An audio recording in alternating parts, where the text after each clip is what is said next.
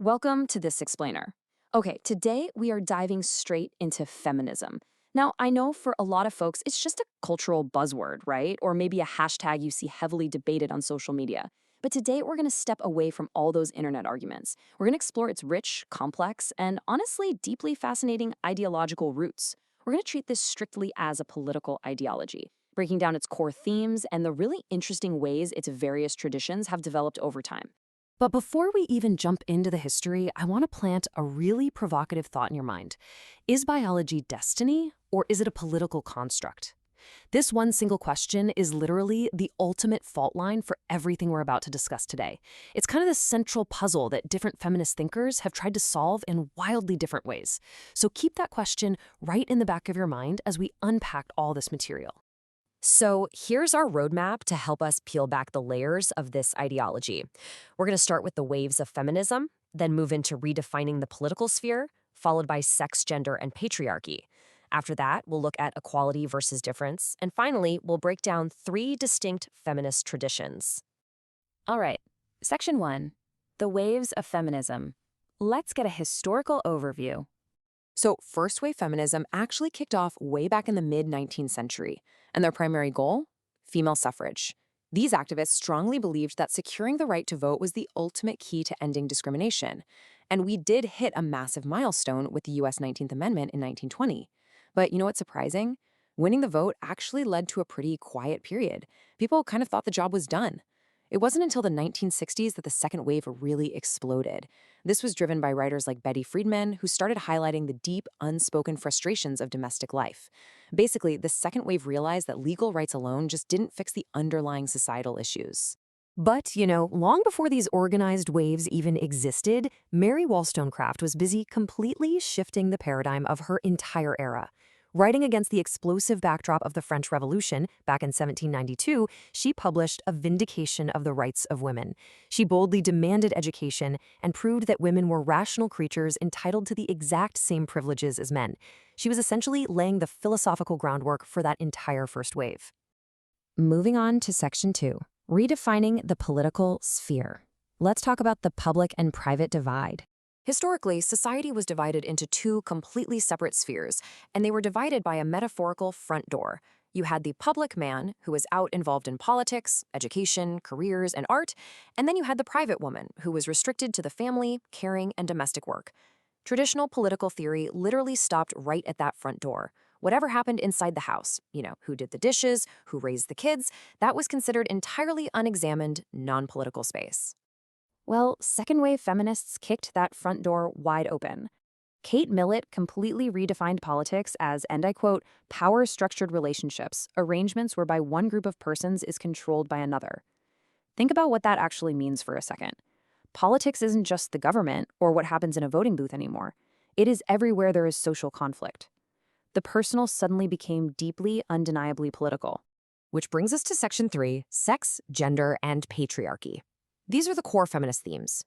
To really convey the massive scale of the oppression they were analyzing, feminists popularized a brand new concept, patriarchy. Literally, the word means rule by the father. But in modern ideology, it's used to describe the systematic, institutionalized dominance of men and the subordination of women. So they aren't just talking about a sexist boss here. They're talking about the invisible architecture of society itself. And radical feminists took this concept to its logical extreme. If you look at the dynamic here, notice how the influence flows upward. They argue that the traditional patriarchal family, where the husband dominates the wife and children, is the actual root foundation of society.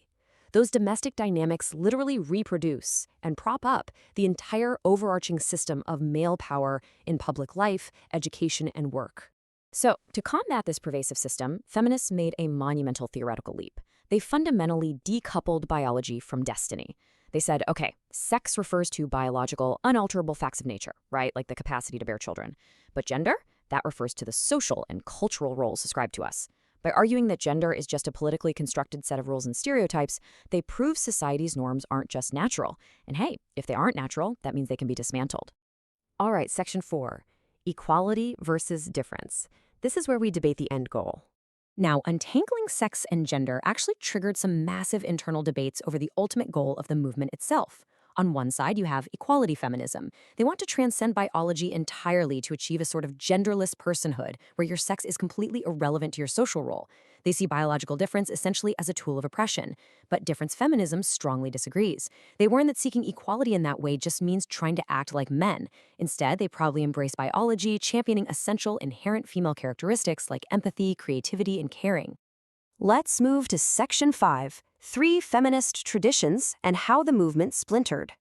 These deep theoretical fault lines regarding biology, equality, and that public-private divide we talked about, they ultimately splintered the movement into 3 very distinct camps. First, liberals. They focus on the public sphere, seeking equal rights through gradual reform and individualism. Then, socialists. They focus on the economic sphere, targeting capitalism as the root issue and demanding radical social change. And finally, radicals.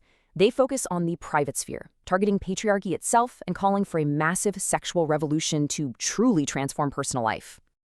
To see how all these abstract theories actually play out in real-world politics, we can neutrally observe some historical flashpoints.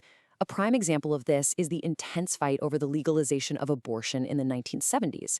This emerged as a hugely defining issue of second-wave feminism following the landmark Roe v. Wade decision in the U.S. It is just fascinating how these different traditions apply their unique lenses to this one single issue.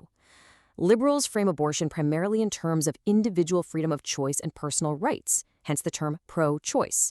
Radicals, on the other hand, view it as the absolute crucial foundation for sexual and reproductive self-determination, basically dismantling the patriarchy of forced motherhood. Meanwhile, traditionalists and conservatives strongly oppose it based on fundamental moral or religious beliefs.